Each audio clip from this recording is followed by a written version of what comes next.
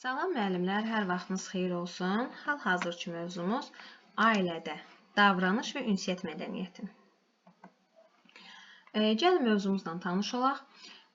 Hər bir insan ailədə mədəni davranış və ünsiyyət qaydalarını bilməlidir və eyni zamanda onlara riayət etməlidir. Bəli, mədəni davranış və ünsiyyət qaydalarını bilməlidir və onlara riayət etməlidir.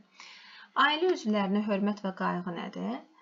Ailə üzvləri arasında hansı ki bir-biri ilə sağ ol, zəhmət olmasa, bağışla deməyi, evdən gedərkən və qayıdarkən xudahafizləşməyi və yaxud da ki salamlaşmağı unutmamalıyıq.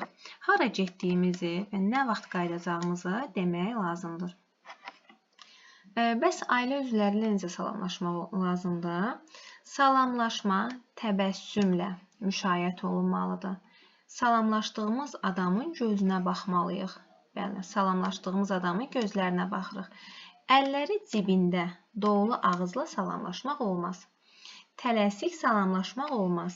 Bəli, neynirik? Təbəssümlə salamlaşırıq. Salamlaşarkən adamın gözlərinə baxmalıyıq. Əllərimiz cibimizdə və yaxud da dolu ağzına salamlaşmırıq və bir də tələsik salamlaşmaq olmaz. Deməli, səhərdən saat 11:00-a qədər nə deyirik? Sabahınız xeyir. 11-dən axşam üstünə qədər. Gün ortanız xeyir, axşam isə axşamınız xeyir deyirik. Sağ olun, gecəniz xeyrə qalsın deyib sağollaşa bilirik axşam.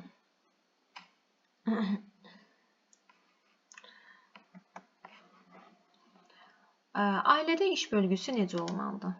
Ailədə iş bölgüsü ev işləri, yaşı və sağlamlığı. Bəli, yaşı və sağlamlığı imkan verən bütün ailə üzvləri tərəfindən iş bölgüsü bölüşdürülməlidir. Deməli, bir də ümumiləşdirsək fikrimizi, ev işləri, yaşı və sağlamlığı imkan verirsə, bütün ailə üzvləri tərəfindən görülməlidir. Nümunə gətirək, məsələn, evdə ağsaqqal və yaxud da ağbirçək qocamız var, yaşlımız var. Bəli, biz ona iş görməyi məcbur edə bilmərik, iş bölgüsü verə bilmərik.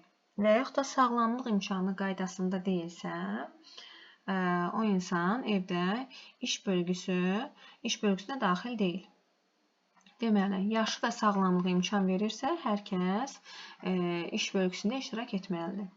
Gəlin daimi işlərə nəzər salaq. Daimi işlər ailə təsərrüfatında hər gün təkrarlanan işlərdir. Daimi işlər hər gün.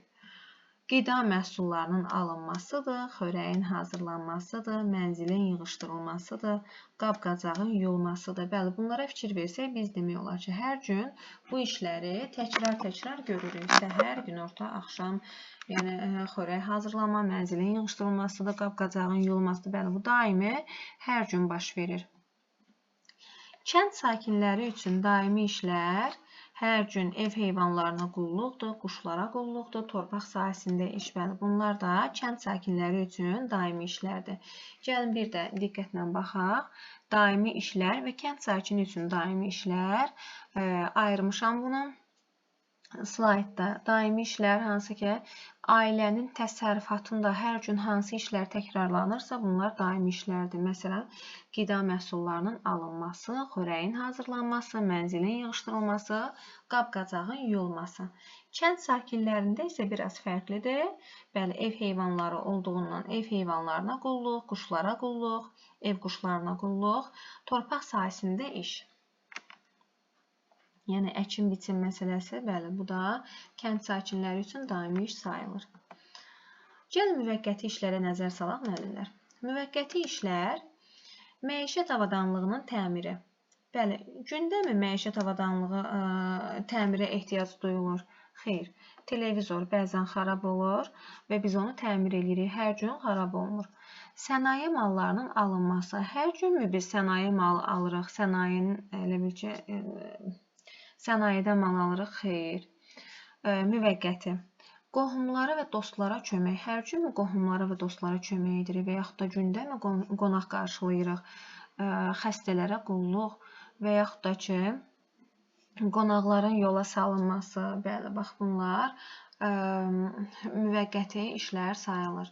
Deməli, bir də ümumiləşdirsək, məişət avadanlığının təmiridir, sənaye mallarının alınmasıdır, qohumlara və dostlara kömək, qonaqların qarşılanıb yola salınması və xəstələrə qulluq. Bəli, bunlar müvəqqəti işlərdir. Deməli, uşaqlar valideynlərinə ev işlərinə kömək etməlidir. Hansı işləri görə bilərlər? Mağazaya gedə bilərlər, qabları yuya bilərlər, otaqları səliqəyə sala bilərlər, təmir və təsərrüfat işlərində yardımçı ola bilərlər. Deməli, təmir və təsərrüfat işlərində yardımçı, hər hansı bir əşyanı gətir, yəni bu formada yardımçı dəstək göstərə bilər. Bəli, gəlin unutmayın hissəsinə diqqətlə baxaq. Ata və ananıza hörmət edin, ailədə özünüzə inam mühiti yaradın. Bəli, inam mühiti mütləqdir, hörmət mütləqdir. Müstəqillik göstərin, hər şey üçün valideynlərinizə müraciət etməyin. Bəli, öhdəmizə düşən, belə deyək də, biz bacaracağımız işi özümüz etməliyik və valideynə müraciət etmirik. Təşəbbüs göstərin, valideynlərinizə aid olan işlərdə ona kömək edin. Bəli, kömək göstərmək lazımdır. Hər şey üçün valideynə müraciət etmirik. Valideynlərinizin üzərinə çətin icra olunan tələblər qoymayın. Bax, bu da əsas hissələrdən biridir. Ailədə daimi tapşırığınız varsa, onu məsuliyyətlə yerinə yetirin. Bəli, bu da şagirdlərimizə aid olan əsas məqamlar idi. Növbəti dərsimiz ailə büdcəsinin formalaşması. Bəli, qısa olduğundan hər ikisini bir videonun içərisinə daxil etdim. Deməli, ailə büdcəsinin formalaşması. Gəlin görək büdcəmizi necə formalaşdıra bilərik. İqtisadiyyat nədir? İqtisadiyyat təsərrüfatın qayda və qanunlarla səmərəli idarə olunmasıdır. Deməli, iqtisadiyyat təsərrüfatın qayda və qanunlarla səmərəli idarə olunması. Nə deməkdir bu? Məsələn üçün, bax, ev təsərrüfatı var. Ev təsərrüfatı hansı ki, evin, ev həyatının idarə olunmasıdır. Hər kəsin evi var, hər kəsin özünə məxsus ev təsərrüfatı var. Baxın, o təsərrüfatı qayda qanunlarla səmərəli formada idarə etsək, bəli, bu iqtisadiyyatdır. Amma bəzən qayda qanunlarla və yaxud da səmərəli idarə etməyən şəxslər də var. Hər ayın sonu bir xeyli büdcələri kəsirli olaraq qalır. Yəni, kimdənsə borc alırlar, yəni bu formada. Deməli, əgər biz təsərrüfatımızı qayda və qanunlarla səmərəli idarə etsək, buna nə deyilir? İqtisadiyyat. Ev təsərrüfatı nə idi? Ev təsərrüfatı evin, ev həyatının idarə olunması üzrə işlərdir. Ev təsərrüfatına nələr daxildir? Onlara baxaq. Əmlak, pul vəsaitləri, ev şəraitində istifadə edilən əmək alətləri. Deməli, evin, ev həyatının idarə olunması üzrə işlər nə idi? Ev təsərrüfatı idi. Bəs ev təsərrüfatına nə daxil idi ki, biz onları idarə edək? Əmlakımızı düzgün idarə etməliyik. Məsələn, yeni televizor almışıqsa, bunu bəyənmirik. Bunu atmışıq bir kənara, məsələn, nümunə deyirəm və yenisini alırıq. Bəli, bax, burada düzgün idarə etsək, büdcəmizə qənaət etmiş olarıq. Pul vəsaitləri, ev şəraitində istifadə edilən əmək alətləri nəyə daxildir? Ev təsərrüfatına, bax, ev şəraitində istifadə edilən əmək alətləri. Əmək alətləri nə ola bilər? Həyətimizdən, məsələn, taxılı becəririk və yaxud da ki, hər hansı bir əkinlə, malqara ilə məşğul və ev təsərrüfatında, ev şəraitində istifadə edilən əmək alətləri. Bəli, bunlar ev təsərrüfatına daxildir. Biz ev təsərrüfatını necə idarə edək? Ev təsərrüfatını idarə etmək üçün ev işlərinin yerinə yetirilməsi, yeməyin hazırlanması, evin yığışdırılması, xırda təmir işləri, ev heyvanlarına qulluq, həyatyani sahənin saxlanması. Bax, bu ev təsərrüfatının idarə olunmasıdır. Hər kəsin, bayaq dediyim kimi, fərqli ev təsərrüfat forması var. Kimi malqara ev heyvanları saxlamır, kimisi saxlayır, ona qulluq eləyir. kimisi hazır yemək alır, evdə yemək bişirmir. Belə, gəlin bir də nəzər salaq. Ev təsərrüfatının idarə olunmasını necə idarə edirik? Evimizi, ev işləri görürük, yeməyi hazırlayırıq, evi yığışdırırıq. Təmir işləri varsa, xırda təmir işləri görürük. Ev heyvanlarına qulluq, həyatiyani sahənin saxlanması, bunlar ev təsərrüfatının idarə olunmasına daxildir. Bəs ev təsərrüfatının iqtisadiyyatı nə idi, müəllimlər? Ev təsərrüfatının iqtisadiyyatı ailənin gündəlik iqtisadi həyatı haqqında elmdir. Bəli, gündəlik ev təsərrüfatının iqtisadiyyatı ailənin gündəlik iqtisadi həyatı haqqında elmdir. Gəlin iqtisadiyyatla ev təsərrüfatı iqtisadiyyatını fərqləndirək. Deməli, iqtisadiyyat özü təsərrüfatın qayda qanunlarla səmərəli idarə olunması idi, səmərəli idarə olunması. Amma ev təsərrüfatının iqtisadiyyatı ailənin gündəlik iqtisadi həyatı haqqında elmdir. Tamam, sonra baxaq. Ailədə əmək fəaliyyətinin təşkili necə olmalıdır? Əmək fəaliyyətinin, yəni təsərrüfat fəaliyyətinin təşkili. Ailə istehlakının təşkili, ailə üzvlərinin tələbatlarının ardıcıllıqla təmin olunması. Ailə üzvlərinin hansı tələbatları ola bilir? Geyim tələbatı ola bilir, qida tələbatı ola bilir və s. Bax, bu tələbatları ardıcıllıqla təmin edilməsi. Deməli, birinci addımımız nə oldu? Ailə istehlakının təşkili və ailə üzvlərinin tələbatlarının ardıcıllıqla təmin edilməsi. Növbəti, ailə əmlakının yığılması. Ailə əmlakının yığılması və yaxud da ki, əldə edilməsi və yaxud da saxlanması və artırılması da ola bilər. Deməli, ailə əmlakının yığılması. Əmlakı necə yığırıq, müəllimlər? Və yaxud da ki, yığdığımız əmlakı necə saxlayırıq və yaxud da necə artırırıq? Növbəti, əmək hazırlığı və tərbiyəsi, təhsil almaq və peşəyə yiyələnməkdə ailə üzvlərinə kömək. Məsələn, övladlarımız var, övladlarımızı təhsilə cəlb edirik və yaxud da hər hansı peşəyə yiyələnməsinə dəstək göstəririk, kömək göstəririk. Əmək hazırlığı və tərbiyəsi, bax bunlar əmək fəaliyyətinin təşkilinə daxildir. Növbəti, əmək qabiliyyəti olmayan ailə üzvlərinə qayğı. Ola bilsin ki, təqaüdçülərimiz var, əlillərimiz var, kiçik yaşlı, az yaşlı uşaqlarımız var. Bəli, bunların əmək qabiliyyəti olmaya bilir. Bəli, və bunlara qayğı göstərmək. Bir daha ümumiləşdirək. Ailədə əmək fəaliyyətinin təşkili deyəndə ailə üzvlərinin tələbatlarının ardıcıllığı və yaxud da ki, ailə istehlakının təşkili. Bax, ilk addımımız budur. Ailə əmlakının yığılması. Əmlakın yığılması, əmək hazırlığı, tərbiyəsi, təhsil almaq və peşəyə yiyələnməkdə ailə üzvlərinə kömək və bir də əmək qabiliyyəti olmayan ailə üzvlərinə qayğı. Əksər hallarda ailə fərdi və ya şəxsi istehsalla məşğul olur. Fərdi və ya şəxsi istehsalla. Bununla da şəhərin, kəndin iqtisadi həyatında iştirak edir. Bəli, əgər şəxsi və yaxud da fərdi istehsalla məşğuldursa, şəhərin, kəndin iqtisadi həyatında iştirak edir. Ailənin yaranması ilə eyni zamanda ailə təsərrüfatı fəaliyyətə başlayır. Deməli, bir ailə yarandısa, bu zaman ailə təsərrüfatı fəaliyyətə başlayır. Ailə təsərrüfatı nə idi, müəllimlər? Hansı ki, baxın, ev təsərrüfatı daha doğrusu, ev təsərrüfatını necə idarə etdik? Ev işlərini yerinə yetirdik. Yəni, ac qalan deyilik ki, yeməyi hazırlamalıyıq və yaxud da ki, zirzibil içində yaşayan deyilik.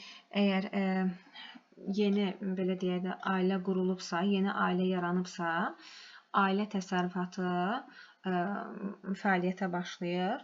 Yemək yeyirik, yemək hazırlayırıq, evi yığışdırırıq, təmizləyirik və s. Ailənin normal inkişafının çoxsaylı şərtləri var. Birinci növbədə ailə təsərrüfatı onun üzvlərinin əməyi nəticəsində artır. Baxın, ailə təsərrüfatı necə artır? Üzvlərin əməyi nəticəsində artır. Yəni, ailə üzvlərinin əmək imkanı və bacarıqlarının olması vacibdir. Bu nədir? Əmək vəsaitidir. Məsələn, mən toxumağı bacarıramsa, sap alıb geyim toxuyuramsa, nə bilim və yaxud da hər hansı bir geyim vasitələri toxuyuramsa, Bu nədir? Bu mənim bacarığımdır və bundan əmək vəsaitidir, belə deyim. Və yaxud da ki, ailə üzvlərindən biri təsərrüfatçıdır, əkir, biçir, mal-qara saxlayır. Bəli, bu nə oldu? Ailə üzvlərinin əmək vəsaiti. Ailəyə soyuducu, paltar yuyan maşın, ütü, toz soran və s. almaq üçün bizə nə lazımdır? Maliyyə vəsaiti. Maliyyə vəsaiti. Yəni bizim pulumuz olmalıdır ki, gedib soyuducu, paltar yuyan maşın, ütü, toz soran alaq. Deməli, əmək vəsaiti nə oldu? Biz əlimizdə olan imkanı, bacarıqdan istifadə edərək neylədik? Bacarığımızı əməyə çevirdik, əmək vəsaitini. Və oradan pul qazandıq. Neylədik? Soyuducu ala bilərik, paltar yuyan maşın, ütü, toz soran və s. maliyyə vəsaiti. Təsərrüfatın aparılması üçün, baxın, təsərrüfatın aparılması üçün ən müxtəlif məişət əşyaları, müəyyən dəyəri olan müxtəlif materiallardan parça, plastik kütlə, oduncaq, metal, şüşə və s. hazırlanır. Bunlar da maddi vəsaitlərdir. Baxın, mənim əmək vəsaitim, belə deyək, bacarığım var. Bacarığım var, gedib parça alıram, parçadan nə tikirəm? Paltar. Və bunu satıram. Nə oldu bu? Maddi vəsait. Maddi vəsait və yaxud da ki, əlimdə maliyyə vəsaiti var, gedib özümə paltar yuyan maşını alıram. Deməli, nə oldu əmək vəsaiti? Əmək vəsaiti, ailə təsərrüfatı onun üzvlərinin əməyi nəticəsində dedik, artır, yəni ailə üzvlərinin əmək imkanı və bacarıqlarının olması vacibdir. Bu da oldu əmək vəsaiti. Maliyyə vəsaiti nə oldu? Hansı ki, ailəyə alınacaq ütüdür, toz sorandır və s. Bax, bu maliyyə vəsaiti lazımdır ki, bunlar alınsın. Maddi vəsait nədir? Maddi vəsait əlimizdə olan hər hansı materialı dəyərləndiririk. Ondan nələrsə hazırlayırıq. Plastik kütlədən qutular hazırlayırıq, nə bilim, balonlar, qablar hazırlayırıq. Oduncaqdan pəncərə, qapı düzəldirik, satırıq. Metaldan hər hansı bir əşyanı düzəldirik, məmulat düzəldirik, şüşədən və s. Həmçinin neyləyirik? Buna maddi vəsait deyilir. Sadalananlarla yanaşı digər vəsaitlər də var. Əgər biz elektrik enerjisindən istifadə etməsək, elektrik enerjisindən toz soran tozu yığmayacaq, bəli, ütü işləməyəcək, elektrik lampası otağı işıqlandırmayacaq. Mənzildə isitmə sistemi və isti su olsun deyə istilik enerjisi lazım olur. Əgər sizin ailə təsərrüfatınızda avtomobil varsa, onun hərəkət etməsi üçün benzin lazım olacaq, bəli. Hansı ki, toz soranın tozu yığması üçün bizə enerji lazımdır, düzdür? Və yaxud da ki, maşınımızın hərəkət etməsi üçün bizə benzin lazım olacaq. Bəli, evimizi qızdırmaq üçün də istilik enerjisi lazım olacaq. Gəlin vəsaitlərə baxaq.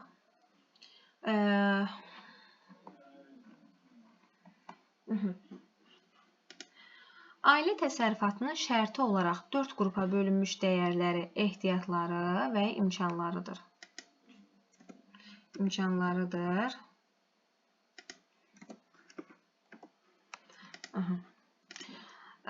Əmək vəsaiti, maliyyə vəsaiti, maddi vəsait və energetik vəsait. Gəlin əmək vəsaitinə baxaq. Ailə üzvlərinin işi, ailə üzvü hansı bir işi görürsə, hər hansı bir bacarığı varsa, əməyi varsa, bəli, bu olacaq əmək vəsaiti. Maliyyə vəsaiti, bəli, maliyyə nə idi? Pulumuz var, gedib soyuducu alırıq. Pulumuz var, gedib paltar yuyan maşını alırıq, qab yuyan maşını alırıq və s. Yəni, gələn gəlirdi də, belə deyək. Maddi vəsait nə idi? Əmlac, ailə təsərrüfatının elementləri, ərzaqlar. Bəli, bunlar maddi vəsait adlanır. Maddi vəsait, əmlac, ailə təsərrüfatının elementləri, ərzaqlar və s. Bunlar maddi vəsait adlanır. Energetik nə idi? Energetik, istilik, enerji, yanacaq, hansı ki biz sonda sadaladığımız dedik ki, işığı olmasa toz soran tozu yığmayacaq. Deməli, bu nəyə aiddir? Bu energetik vəsaitə aiddir. və yaxud da ki, benzin yoxdursa, avtomobil işə düşməyəcək. Bəli, bu da energetik vəsaitdir.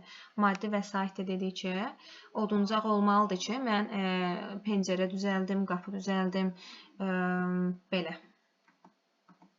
Növbəti, ev təsərrüfatı iqtisadiyyatının planlaşdırılması. Əgər biz ev təsərrüfatı iqtisadiyyatını planlaşdırırıqsa, bu nə olur?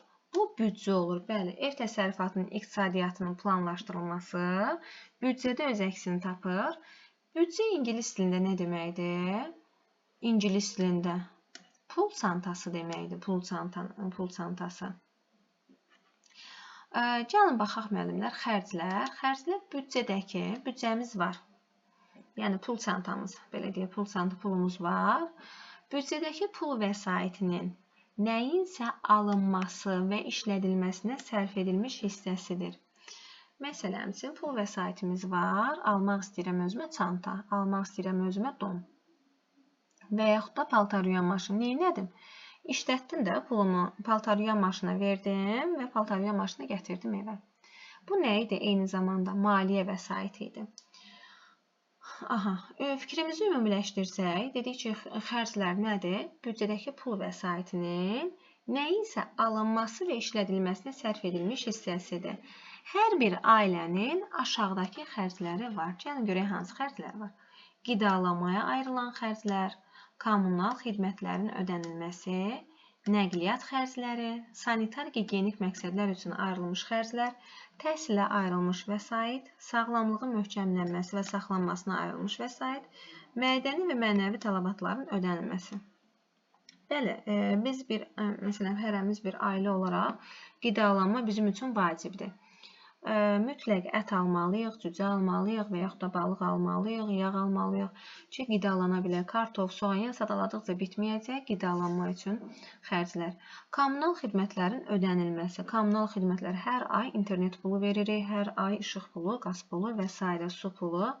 Hətta zibil pulu, yəni sadaladıqca bitməyəcək. Nəqliyyat, gündəlik, gün əşri, yəni istədiyimiz zaman və yaxud da bir gündə neçə dəfə nəqliyyatdan istifadə ediriksə, bizə nəqliyyat xərcləri lazım olur. Sanitar-gigiyenik məqsədlər üçün ayrılmış xərclər, hansı ki, evimizin təmizliyi üçün, özümüzün sağlamlığımız üçün, özümüzün gigiyenamız üçün ayrılan xərclər. Təhsilə ayrılmış vəsait. Bəli, bu da bizim xərclərimizin sırasındadır. Sağlamlığımızın möhkəmlənməsi. Əgər xəstə olmuşuqsa və yaxud da ki, xəstəxanaya, həkimə, sağlamlığımıza ayrılacaq vəsait, eyni zamanda da mədəni və mənəvi tələbatların ödənilməsi. Teatra getmək istəyirik, restorana getmək istəyirik, nə bilim, kinoya getmək istəyirik. Mədəni və mənəvi tələbatları ödəmək üçün xərc çəkə bilirik. Sadalanan xərclərin bəzisi daimidir. Məsələn, qida, kommunalın ödənilməsi, bəli, bunlar daimi xərclərdir. Çünki biz kommunal hər ayın sonu, belə deyək də, qaz pulu və yaxud da ki, su pulu, zibil pulu, yəni bu formada gəlib bizdən aylıq alırlar. Və bu bizim üçün daimi xərcdir. Qida, hər gün çörək alınır və yaxud da ki, fərqli qidalar alınır. Bu daimi xərcdir. Bəs gəlin görək dəyişən xərclər nədir, müəllimlər? Dəyişən xərclər digərləri şəxsi planlardan, şəraitdən asılı olaraq yaranan. Məsələn, şəxsi planım var, mən teatra getmək istəyirəm və yaxud da ki, şəraitdən asılı olaraq, belə deyək də, məzuniyyətə getmək istəyirəm. Bəli, buna da xərc lazımdır. Gündə mən teatra getmirəm ki, bəli, buna görə də bu dəyişən xərcdir. Gündə sərgiyə getmirəm ki, bu dəyişən xərcdir.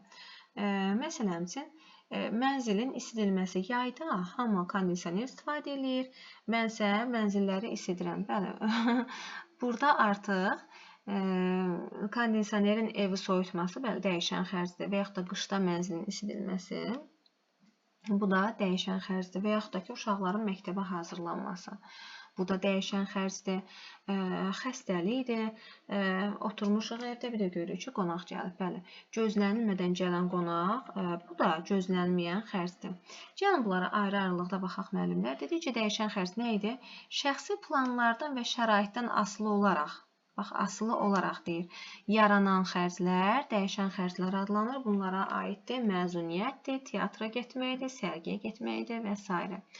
Dəyişən xərclər ilin fəsillərindən asılı olaraq da yaranır. Məsələn, sentyabr, mart aylarında uşaqlara, yəni bütün valideynlər sentyabrda gedirlər, dəftər, kitab, geyim alırlar, məktəbli geyimi. Bəli, uşaqların məktəbə hazırlanması və yaxud da mart ayında bayram üçün yeni geyimlər alırlar. Və yaxud da qışda mənzillərin isidilməsi, bu da dəyişən xərcdir. İlin fəslindən asılı olaraq yayda kondisionerin yandırılması, qışda mənzillərin isidilməsi. Bəli, gözlənməyən xərclər də dedik ki, dəyişən xərcə aiddir. Hansı ki, xəbərimiz yoxdur, bir də baxdıq, qonaq gəlib. Məcbur idi, bu qonaq üçün nə bilim, bir xərc çəkək, ya harasa qonaq aparaq, gəzməyə aparaq. Və yaxud da ki, nə bilim, indi qonağın gəlişinə görə qəşəng yemək içmək hazırlayaq qonaq üçün. Xəstəlik. Gündə xəstə olmuruq, ki, təsadüf olur xəstəliyimiz və həkimə gedirik, sağalırıq. Yəni, bu gündə olmur, dəyişən xərcə aiddir. Növbəti, ailənin gəlir və xərclərinin, deməli, gəlir və xərclərinin müəyyən zaman kəsikləri üzrə. Müəyyən zaman kəsiyi nədir, müəllimlər? Müəyyən zaman kəsiyi həftə ola bilər, ay ola bilər, il ola bilər. Ailənin gəlir və xərclərinin müəyyən zaman kəsikləri üzrə paylanması nə olur? Ailə büdcəsi adlanır. Neyinirik? Gəlir və xərci paylayırıq. Necə paylayırıq? Müəyyən zaman kəsiyi üzrə. Əgər hansısa bir dövrdə gəlir xərcdən artıq olursa, baxın, gəlir çoxdur, xərc azdır. Onda gəlirimiz çoxdursa, bunun bir qismini biz neyinirik? Yığıma yönəldirik. Bəli, bir qismini yığırıq. Əgər xərc gözlənilən gəlirdən artıqdırsa, məsələn, bax, bunu belə də ifadə edə bilərik. Xərc gözlənilən gəlirdən 500 manat gəlirimiz var, məsələn üçün deyirəm. Əgər xərc gözlənilən gəlirdən artıqdırsa, 700 manat xərcim var. Bəli, burada hansı ki 200 manat nədir? Büdcədə kəsir yaranıb. Kəsir yaranıb. Məcburam bunu, indi kimdənsə borc alıb işimi aşaram. Düzdür? 200 manat kəsir yarandı. Amma 500 manat məsələm üçün gəlirim var və 300 manat xərcim var. Bəli, burada 200 manat getdi yığıma. 200 manat yığıma, amma burada isə 200 manat kəsir olaraq qalır. Yəni, borclu qalıram kiməsə. Büdcə kəsiri nədir? Büdcədə planlaşdırılmış xərclərə pul vəsaitin çatışmayan hissəsidir. Baxın, mənfi 200. Çatışmayan hissəsi də borc almışam ya qonşudan, ya qohumdan, ya kimdənsə. Deməli, büdcə kəsiri nə oldu? Büdcədə planlaşdırılmış xərclərə pul vəsaitinin çatışmayan hissəsi deyildi. Bəli, 2 dərsi izah etdim bir arada. İnşallah ki, sizə dəstək göstərmiş oldum. Belə müəllimlər, sağ olun. Növbəti dərs görüşənəyək.